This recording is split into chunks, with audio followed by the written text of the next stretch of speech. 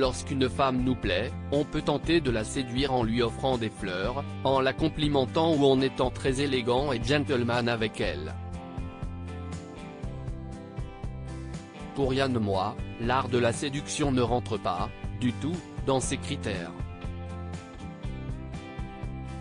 Chroniqueur sur le plateau de Laurent Ruquier en 2018, l'auteur avait eu la surprise d'avoir en face de lui Nicole Calfan pour sa dernière dans l'émission de France 2.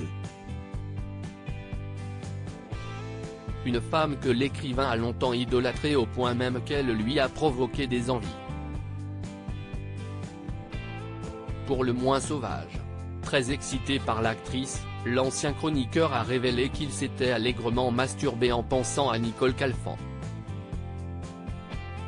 Muse de ses fantasmes les plus secrets, la comédienne lui a vraisemblablement inspiré les pensées les plus coquines lorsqu'il était seul dans son lit d'adolescent, loin de son enfance compliquée.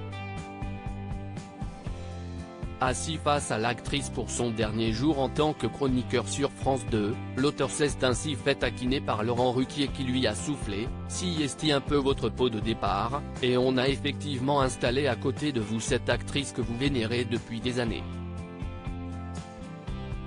Si est un peu un cadeau de départ d'avoir Nicole Calfan à côté de Yann Moix. Un cadeau qui a apparemment beaucoup émoustillé l'écrivain qui n'avait alors pas pu s'empêcher de confier « Je n'ai répandu, du liquide séminal, dans ma chambre. Dans ma chambrette adolescente. » Gênée, la principale intéressée s'était contentée de sourire poliment aux propos de Yann Moix. Des avances qui n'ont donc pas trouvé d'écho auprès de Nicole Calfan. Des hommes, il n'y en a plus des comme ça. Il faut dire que le cœur de Nicole est pris depuis des années par son premier amour, Jean-Yann.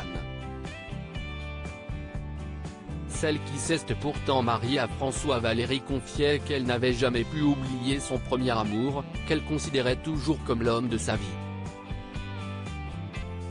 Elle l'avait rencontré sur le tournage de son film Êtes-vous fiancé à un marin grec ou à un pilote de ligne ? Alors qu'elle n'avait que 22 ans. Lui avait 14 ans de plus.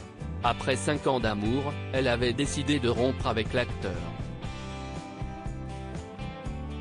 Une décision dont il ne s'est jamais remis, et elle non plus. À 22 ans, comment peux-tu savoir que tu rencontres l'homme de ta vie ? Si est impossible. Je te défie de savoir, je défie quiconque de savoir qu'à 22 ans, on est devant l'homme de sa vie. Et ça a été l'homme de ma vie, bien que j'ai été heureuse après. Je vis avec mon passé, je suis quelqu'un d'assez nostalgique et mélancolique.